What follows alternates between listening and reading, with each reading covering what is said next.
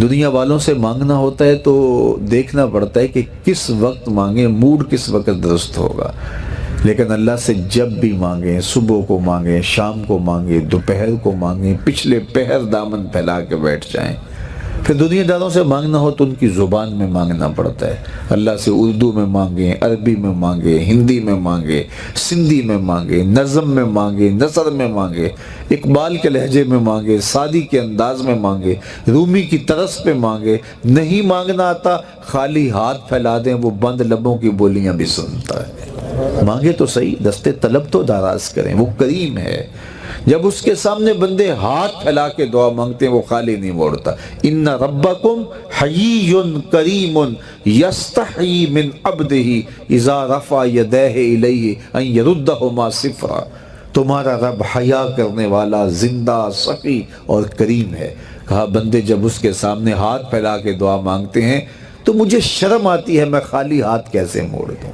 جب انہوں نے مانگا ہی مجھ سے ہے تو میں نے بھی نہ دیا تو پھر کس در پہ جائیں گے؟ میں آپ سے کہتا ہوں جتنے لوگ آپ بیٹھے ہوئے ہیں، اتنے لوگ اٹھ کے کسی دنیا دار کے ڈیرے پہ چلے جائیں اور اس سے ایسی چیز مانگے جس کو دینا اس کے بس میں ہو، تو مجھے بتائیے وہ آپ کو خالی موڑ دے گا؟ وہ کہے گا ڈیرہ داری کی شان کے خلاف ہے کہ اتنے لوگ میرے دروازے پہ آ گئے ہیں اور میں ان کو خالی موڑ دوں۔ جب کسی دنیا دار کے در پہ اتنے لوگ جمع ہو کے چلے جائیں تو وہ بھی حیا کرتا ہے کہ اتنے لوگوں کو کیسے خالی موڑوں، میں ایک ڈیرہ دار شخص ہوں، کیا کہیں گے؟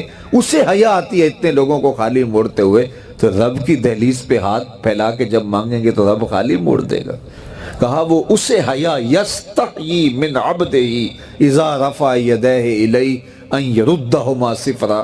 جب تم ہاتھ پھیلا کے اس سے مانگتے ہو، اللہ فرماتا ہے مجھے شرم آتی ہے، مجھے حیا آتی ہے کہ تمہارے اٹھے ہوئے ہاتھوں کو خالی موڑ دوں۔ اس لیے کہ اگر میں بھی نہ دیا تو کس در پہ جاؤ گے، کس چوکھٹ پہ جاؤ گے؟ تو اس سے تو مانگو، اپنے لیے بھی مانگو، اپنوں کے لیے بھی مانگو، بیگانوں کے لیے بھی مانگو، شام سپیرے دوپہر مانگو، مانگ لیا ہے پھر مانگو۔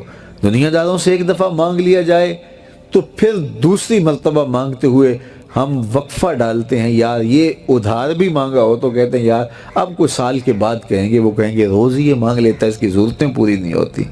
لیکن اللہ سے مانگا، ابھی کھڑے تھے اہدنا الصراط المستقیم، اللہ سیدھی راہوں پہ گامزن رکھنا، یہ مانگ رہے تھے ہاتھ باندھ کے۔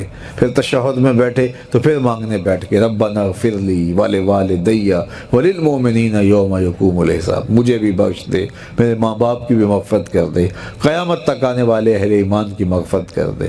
سلام پھیرا تو پھر ہاتھ پھیلا کے بیٹھ کے ربنا آتنا فی الدنیا حسنۃ وفی الآخرۃ حسنہ، بار بار مانگے، 100 بار مانگے، وہ کبھی نہیں کہتا اس کا در رحمت کھلا ہوا پاؤ گے، اور وہ بندوں کو دینے پہ آمادہ ہوتا ہے۔ کوئی مانگ کے تو دیکھے، ہم تو مائل بکرم ہیں، کوئی سائل ہی نہیں، راہ دکھلائیں کسے راہ رو منزل ہی نہیں، جلوائے طور تو موجود ہے، کوئی موسیٰ ہی نہیں۔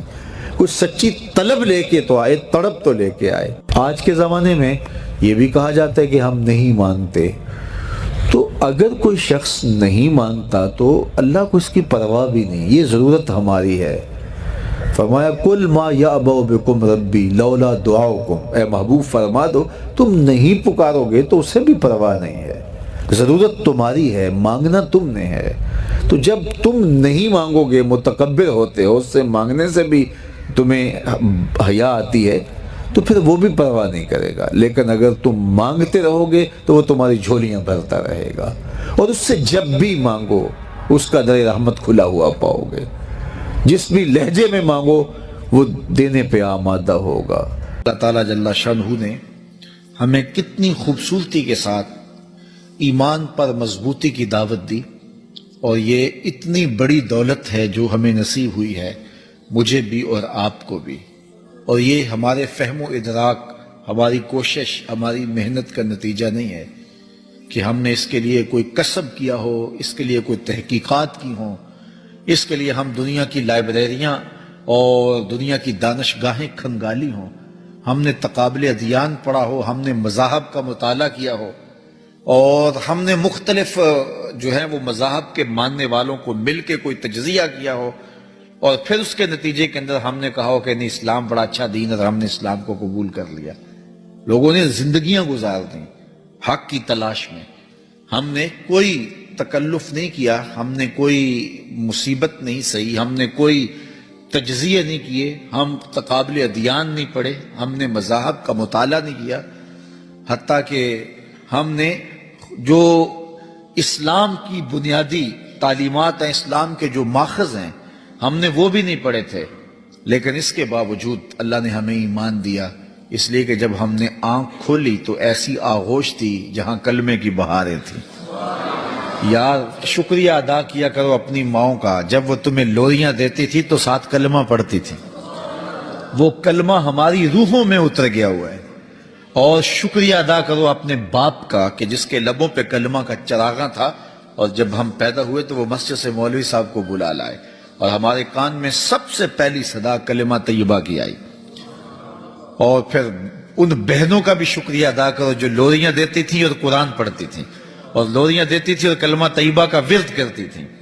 اور پھر شکریہ ادا کرو مسجد کے اس مولوی کا جس کو آج جو ہے وہ حقیر بھی سمجھ لیا جاتا ہے, کہ جس نے جو ہے وہ 300 200 بچوں کو بٹھا کر کے قرآن مجید کی تعلیم دی, اور جس نے اذانیں دیں اور لوگوں کے کانوں تک یہ نور پہنچایا اور راسخ ہو گیا طبیعت کے اندر یہ کلمہ طیبہ, اور ساری زندگی یہ کبھی بھی جدا نہیں ہو سکتا. کتنے اچھے اور کتنے جو ہے وہ انسان دوست لوگ دنیا کے اوپر آج بھی بستے ہیں, لیکن ان کے پاس بڑی دولتیں ہیں, بڑا فہم ہے, سلیقہ شعاریاں ہیں, اور ان کے اندر انسانیت کا درد ہے, محبت ہے, خدمت خلق ہے, بہت کچھ ہے, لیکن ان کے سینے میں ایمان کا نور نہیں ہے. ان کے اندر گاندھی گند ہے, غلاظت ہی غلاظت ہے. تم شکریہ ادا کرو کہ ہمیں اللہ تعالیٰ نے پیدا ہوتے ہی یہ ایمان کا نور عطا فرمایا. تو جس شخص نے بھی تمہارے اوپر احسان کیے ہیں اور اس احسان کے بدلے میں دین میں پختگی اور رسوخ پیدا ہوا ہے, وہ استاد ہے, وہ مرشد ہے, وہ مسجد کا مولوی صاحب ہیں, وہ باپ ہے, وہ ماں ہے, وہ بہن ہے, وہ محلے کا بوڑھا بزرگ ہے جو دین کی باتیں بتاتا ہے, وہ کوئی آپ کو دعوت دے کے انگلی پکڑ کے کسی دینی مجلس میں لانے والا ہے. وہ جہاں جہاں بھی ہو تم سلوٹ کیا کرو, شکریہ ادا کرو کہ تم نے ہمیں اس نوکری پہ لگایا اور اس کام پہ لگایا, اور اس پر جتنا بھی اللہ کا شکر ادا کریں تھوڑا ہے. من جاء بالحسنۃ فلہ خیر منہا.